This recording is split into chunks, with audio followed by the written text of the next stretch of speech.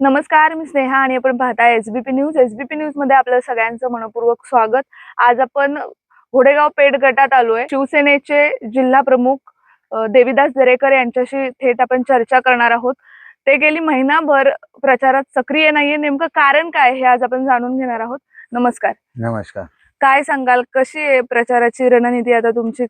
कशा पद्धतीने प्रचार चाललाय? तुम्ही सक्रिय दिसत नाहीयेत. सर्वांना प्रथमतः मी जय महाराष्ट्र. शिवसेना पक्ष आणि शिवसेनेची ध्येय धोरण ही खोलवर रुजवण्यासाठी आदरणीय या राज्याचे उपमुख्यमंत्री आदरणीय एकनाथजी शिंदे साहेब हिंदुत्वाचा विचार घेऊन, बाळासाहेबांचा विचार घेऊन, आनंद दिघे साहेबांचे संस्कार घेऊन खरं तर महाराष्ट्रभर फिरत आहेत. आपण ताई, तुम्ही विचारलेला प्रश्नही तेवढाच महत्वाचा आहे. गेले 1 महिनाभर मी शिवसेना जिल्हा प्रमुख झाल्यापासून पुणे झेडपीमध्ये जिल्हा परिषदची निवडणूक लागली आणि त्या जिल्हा परिषदच्या निवडणुकीच्या माध्यमातून प्रत्येक मतदारसंघामध्ये जिल्हा परिषदचा उमेदवार उभा राहिला पाहिजे यासाठी मी प्रयत्नशील होतो. किती उमेदवार तुम्ही उभे केलेत आतापर्यंत? खरं तर शिरूर लोकसभा मतदारसंघामध्ये आम्ही 24 उमेदवार उभे केलेले आहे. यापूर्वीचा शिरूर लोकसभा मतदारसंघाचा आलेख जर पाहिला तर तो किरकोळमध्ये राहिलेला आहे. कारण का शिवसैनिक उभा राहायचा हो, परंतु त्याला नेतृत्वाकडनं त्या प्रकारची ताकद मिळत नसायची. कारण ज्यांच्या जीवावरती कार्यकर्ता उभा राहतो ते नेतृत्वच कुठेतरी कमजोरपणाने ताकद द्यायचं. शिवसैनिक उभा राहायला कचरायचा. परंतु आजची अवस्था अशी आहे, आदरणीय एकनाथजी शिंदे साहेबांच्या वरती विश्वास ठेवून आदरणीय शरददादा सोनवणे असतील, रामशेठ रेपाळे असतील, विकासजी रेपाळे असतील, यांच्यावरती विश्वास ठेवून या शिरूर लोकसभा मतदारसंघामध्ये 24 उमेदवार आम्ही उभे केलेले. तेवढेच पंचायत समितीचे उमेदवार आम्ही उभे केलेले आहेत. मग मला वेळ कसा मिळणार हो मतदारसंघामध्ये? परंतु या मतदारसंघातली मायबाप जनता ही शिवसेनेबरोबर कायमस्वरूपी राहिलेली आहे. इथून मागच्या निवडणुका आपण पाहिल्यात. या मतदारसंघाने स्वर्गीय पहिले जिल्हा परिषद सदस्य रमेश नाना गाड्यांच्या रूपाने दिलाय. याच मतदारसंघाने दिलेला आहे. तोच आलेख आजपर्यंत शिवसैनिकांचा हा मतदारसंघ आहे. कोणीही त्यावर दावा करायचा नाही. देविदास दरेकरनी दावा करायचा नाही किंवा अन्य कोणी दावा करत असेल तर तो सुद्धा साफ चुकीचा आहे. हा मतदारसंघ शिवसैनिकांचा आहे. किती उमेदवार निवडून येतील तुमचे? मी आता सांगतो तुम्हाला ताई. खरं तर आजच्या मितीला आमची 20 सीटं ही आम्ही परफेक्ट निवडून येतील अशी प्रथमतः आमची सर्वांची धारणा झालेली आहे का 20 सदस्य शिरूर लोकसभा मतदारसंघातून निवडून जातील. माजी खासदार आढळराव पाटील हे सांगतायत की तुम्ही भावनिक करून मत मागतायत. यावर काय म्हणणं आहे तुमचं? खरं तर मला किव करावीशी वाटते. एवढ्या मोठ्या नेत्यावर मी काय बोलावं? ज्यांच्या बरोबर मी काम केलंय ते काम तुम्ही सर्वांनी पाहिलेलं आहे. परंतु आज त्यांच्यावर ही का वेळ आली असं म्हणायची मला कळत नाही. मग गेले 15-20 वर्ष तुम्ही 5 टर्म लढलात. तुम्ही भावनिकतेच्या मुद्द्यावर लढलात का? मी भावनिकतेचा विषय घेऊनच तुम्ही लढलात का? तुम्ही विकासाच्या मुद्द्यावर केव्हा निवडणूक लढलाच नाहीत का? हे तुमच्या स्वतःला पहिला प्रश्न विचारा. शिवसैनिक हा भावनिक नसतो. हा कणखर बाण्याने तेवढ्याच निधड्या छातीने समोरच्याला प्रत्युत्तर देतो. तो भावनिकतेवर केव्हा निवडणूक लढत नाही. मागच्या वेळी त्यांनी तुमचा प्रचार केला. ते सांगतायत की चूक केली का तुमचा प्रचार करून? यावर काय उत्तर आहे तुमच्याकडे? हे पहा, मागच्या वेळेस शिवसेना पक्षाने मला उमेदवारी दिली. शिवसैनिक म्हणून दिली ना. मग शिवसैनिकाचा प्रचार नेत्याने नाही करायचा तर मग कुणाचा करायचा? मग ही चूक त्यांना विचारा तुम्ही का तुमची चूक 5 टर्मला शिवसैनिकांनी केली का तुमचा प्रचार करू? शिवसैनिकांना तुम्ही हा प्रश्न कसा विचारू शकता का मी माझी चूक केली त्यांचा प्रचार करून? तुम्हीच सांगत होता का देविदास दरेकरांसारखा जिल्हा परिषद सदस्य मी पाहिला नाही. सामान्यातल्या सामान्य कार्यकर्त्यापर्यंत पोहोचलेला त्याचा जजावनं संपर्क दांडगा आहे. आणि प्रत्येकाच्या सुख दुःखामध्ये देवीदास दरेकर माझ्या वतीने जातोय. मग तुमच्याच वतीने आम्ही श्रद्धांजली व्हायची, तुमच्याच वतीने आम्ही शुभेच्छा द्यायचा, नाव तुमचाच बॅनर आम्ही चालवायचा. त्यावेळी तुम्हाला देवीदास दरेकरची चूक नाही आठवली. आणि विकास कामाच्या संदर्भामध्ये तुम्ही जर बोलाल तर या मतदारसंघामध्ये मी काम करत असताना फक्त माझ्या मतदारसंघामध्येच मी काम नाही केलं. शिवसेना पक्षाने मला विरोधी पक्षनेते दिलं, गटनेतेपद दिलं. त्या गटनेते पदाच्या माध्यमातून मी आंबेगाव तालुक्यामध्ये नव्हे तर जुन्नर, खेड, ज्या ज्या भागामध्ये शिवसेनेचे 14 जिल्हा परिषद सदस्य होते, त्या 14 जिल्हा परिषद सदस्यांना विचारा, माझ्यातला वाटा मी त्यांना सुद्धा दिलेला आहे. मग त्यावेळी तुम्हाला चूक वाटली नाही. तुम्ही स्वतः सांगत होते ना, स्वतःच्या गावामध्ये, तालुक्यामध्ये तुमचे 4 सदस्य एका बाजूला आणि माझा 1 जिल्हा परिषद सदस्य एका बाजूला. विकास निधीच्या बाबतीमध्ये केव्हाही आपल्या गावामध्ये एवढा निधी आला नाही, तेवढा निधी देवीदास दरेकरांच्या माध्यमातून आलेला आहे. असा जिल्हा परिषद सदस्य मी केव्हाही पाहिला नाही. हेच तुम्हीच सांगत होते. मग तुम्ही ही बी चूक म्हणणार का निधीच्या बाबतीत? तुम्हाला आता थांबवते मी. मला असा प्रश्न विचारायचा आहे की मागच्या वेळी त्यांनी तुमचा प्रचार केला, मग ह्यावेळेस ते आता तुमच्यावर टीका करायला लागलेत. एवढा विरोधाभास काय? एवढे टोकाचे वाद काय की आरोप प्रत्यारोप व्हायला लागलेत? हे पहा, मी माझे कुटुंब मुळातच शिवसेनेच्या रक्ताचं कुटुंब आहे. मी एकटाच राष्ट्रवादीमध्ये काम करत होतो, परंतु राष्ट्रवादीमध्ये सुद्धा माझे ज्यावेळेस संधी येते त्यावेळेस राष्ट्रवादीच्या नेतृत्वाने मला ती नाकारली. मी पुन्हा माझ्या स्वघरी माझ्या घरी आलो.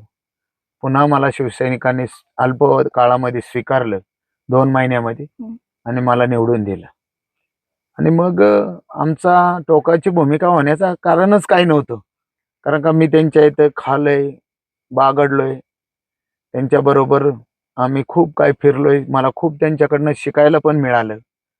कसं प्रशासन चालवायचं हे त्यांच्याकडनं मी शिकलो ना. शेवटी गुरुची विद्या ही घ्यावंच लागते. कोणालाही जीवनामध्ये गुरु हा लागतच असतो. मग गुरुच्या रूपाने मी त्यांना मानत होतो. परंतु मध्यंतरीच्या काळामध्ये त्यांनी शिवसेना 2 झाल्या, परंतु आम्ही आदरणीय एकनाथजी शिंदे साहेबांबरोबर गेलो, ते सुद्धा आमच्या बरोबर आले. मग शिवसेना शिंदे साहेबांबरोबर जाताना त्यांनी आम्हाला घेऊन गेले, आम्ही गेलो. नंतरच्या काळामध्ये स्वतः राष्ट्रवादीमध्ये गेले, आम्ही राष्ट्रवादीमध्ये गेलो नाही. कारण का ज्या पक्षाने आपल्याला आपली पातारणा केली त्या पक्षामध्ये पुन्हा का जायचं आपण?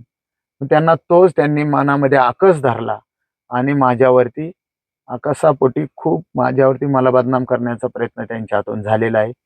पण तो बी मी सहन केला, कारण का वडिलांप्रमाणे येतो ते. शेवटी वडिलांनी जर एखाद्या मुलाला चापट मारली तर ती लागत नाही. परंतु आता त्यांना काय झालंय मलाच कळानी झालंय. खूप खालच्या पद्धतीने ते माझ्यावर बोलतात, मला एकट्याला टार्गेट करतात. ठीक आहे, ज्यांनी पक्षाने तुम्हाला, ज्या पक्षाने तुम्हाला बळ दिलं त्या पक्षावर तुम्ही टार्गेट करत असाल तर ती तुम्हाला लक लाभो. आता जर आपण बघितलं, सातगाव पठारावर जे पाणी आले त्या पाण्याच्या मुद्द्यांवरनं श्रेयवाद सुरू आहे. आढळरावांचं तुम्ही जाणीवपूर्वक नाव घेत नाही असाही त्यांचा आरोप आहे. यावर तुमचं काय म्हणणं आहे? तुम्ही खरंच जाणीवपूर्वक त्यांचं नाव घेत नाही की यामागं दुसरं काही कारण आहे? मी ऐकलं काल एका चॅनलद्वारे त्यांनी आपली वस्तुस्थिती मांडली, परंतु ती मांडत असताना मला तर हसावंच वाटतंय. प्रथमतः ही योजना माझ्या सातगाव पठारच्या जनतेने माझ्यावर विश्वास टाकला, मला चांगल्या मताधिक्याने निवडून दिलं. माझ्याबरोबर शीतलताई तोडकरांना सुद्धा निवडून दिलं, खाली अलकाताई घोडेकरांना सुद्धा निवडून दिलं. परंतु ही योजना करण्याचा संकल्प माझा असा होता की कलमोडीच्या पाण्याचा आमिष आणि कलमोडी पाण्याचं एक आपण काय म्हणतो सातत्याने मी कलमोडीचं पाणी आणल, सातगाव पठारची झंका सुकवेल, यासाठी आम्ही पहिला प्रयत्न चालू केला. माझ्याबरोबर माझे सवंगडी रवी जी तोत्रे असतील, अनेक कार्यकर्ते माझ्याबरोबर होते, भाऊसाहेब सावंत माझ्याबरोबर होते. परंतु त्या यशाला कुठंतरी अपयश येते, म्हणजे कलमोडीच्या पाण्याला, हे माझ्या निदर्शनास आलं. व आपण कलमोडीच्या पाण्याच्या नादी लागण्यापेक्षा कलमोडीची योजना झाली तरी तुम्हाला सर्वांना माहिती आहे. कलमोडीचं धरण पूर्ण झाले आणि आता 10-20 वर्ष झाले कलमोडीचं पाणी येणार, कलमोडीचं पाणी येणार. निवडणूक आली का कलमोडीचं पाणी येतं, निवडणूक संपली का कलमोडी कोलमडली जाते. मग हे सगळं वास्तव माझ्या लक्षात आलं. आम्ही स्वतः कलमोडी ते असे अधिकाऱ्यांच्या बरोबर मिटिंग लावली. 4 वेळा आम्ही स्वतः सर्व कोरुंडीचे कार्यकर्त्यांना आम्ही पायी खाली गेलो, सगळी वस्तुस्थिती पाहिली. आदरणीय शिवतारे बापूंनी या संदर्भामध्ये मंत्रालयामध्ये मिटिंग घेतली आणि कोणत्या भाषेत बोलले हे सगळे सातगाव पठारच्या जनतेला शिवतारे बापू माहिती आहे. परंतु त्यानंतर पुन्हा एक मिटिंग लागली. आदरणीय जयंत पाटील साहेब त्या खात्याचे मंत्री होते. मिटिंग चालू झाली आणि अधिकाऱ्यांनी ते मांडायला सुरुवात केल्याच्या नंतर जयंत पाटील साहेब डायरेक्ट म्हणाले, ही योजना फिजिबल नाहीये, ही योजना होणार नाही. मला सांगाव, जयंत पाटील साहेबांनी कुठं डोंगर आहे, कुठं सातगाव पठार आहे, कुठं कोरुंडीची कलमोडी धरण हे पाहिलं का? मग कोणीतरी नेतृत्वाने सांगितलं असेल ना का बा ही योजना फिजिबल नाही, असं तुम्ही सांगून टाका. अहो, हा जनतेचा दिशाभूल करण्याचा प्रश्न तुम्ही घेतलाय. एकीकडे तुम्ही मिटिंग लावताय सर्व शेतकऱ्यांना आणि शेतकऱ्यांच्या समोर सांगता ही योजना फिजिबल नाही. मग धरणाची निर्मितीच का केली? एखादा प्रोजेक्ट राज्य शासन ज्यावेळेस निर्मित करतं त्याच्यावरती येणारे सगळं पाणी अहो हे तर जाऊ द्या हो. आमचा सातगाव पठाराचा खेड तालुक्यातल्या वापगाव असेल, गुळाणी असेल, ह्या भागातला शेतकरी मेटाकुटीला आलाय हो. त्यांच्या सातगाऱ्यावर अक्षरशः सिलिंगचे शिक्के पडले आणि ते सिलिंगचे शिक्के पडल्यामुळे त्या शेतकऱ्याला कर्ज मिळत नाही. त्याच्या मुलीच्या विवाहासाठी त्याला कर्ज काढायचं ठरलं तर त्याला कर्ज काढता येत नाही. त्याच्या शेतीच्या पिकाची पेरणी करायची असेल तर त्या शेतीची त्याला सोसायटी मिळत नाही. याचा कधी तुम्ही विचार केलाय का? हा झाला आरोप प्रत्यारोपांचा विषय. तुम्ही विकास मुद्दे काय आहेत तुमच्या पुढे? काय विकास मुद्दे घेऊन तुम्ही ही निवडणूक लढवताय? बरोबर. त्याच्यानंतर मी खऱ्या अर्थाने जिल्हा परिषद सदस्य झालो. शासनाची पाण्याची पिण्याची योजना, राष्ट्रीय पेयजल योजना, ही योजना 8 दिवसासाठी शासनाने ओपन केली. मी बसलो रात्रंदिवस अधिकारी आणि त्या गावचे ग्रामसेवक घेऊन मी पंचायत समितीमध्ये बसलोय. पंचायत समितीचं त्या काळचं CCTV फुटेज जर काढलं तर हे तुम्हाला कुठे दिसणार नाही.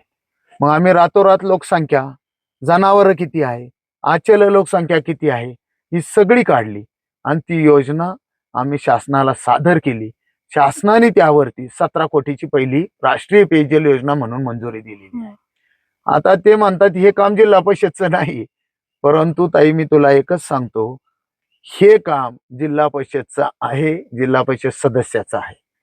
हे सगळे प्रस्ताव जिल्हा परिषद व पंचायत समितीच्या माध्यमातूनच शासनाकडे प्रस्तावित केले जातात. हे त्यांना माहिती आहे का नाही हे मला माहित नाही. त्यानंतर राष्ट्रीय पेयजल मधनं ही योजना आदरणीय मोदी साहेबांनी जी जलजीवन मिशन योजना आणली त्याच्यामध्ये आम्ही कन्व्हर्ट करून घेतली. 17 कोटीची योजना आम्ही 25 कोटीवर नेली हो. मग ही 25 कोटीच्या योजनेचं तुम्हाला सांगतो ताई, अक्षरशः हसायला येतंय काही माणसांचं. पहिलं टेंडर करून घेतलं. टेंडर करून घेतल्याच्या नंतर जागा प्राप्त नाहीयेत योजनेला, जागा अतिग्रहण नाहीयेत आणि योजनाचं टेंडर करून घेतलं. संबंधित ठेकेदार चूज केला, ठेकेदार बी यांनी चूज केला आणि मग माझ्या मागे लागले, अरे बाबा ह्या जागा मिळव.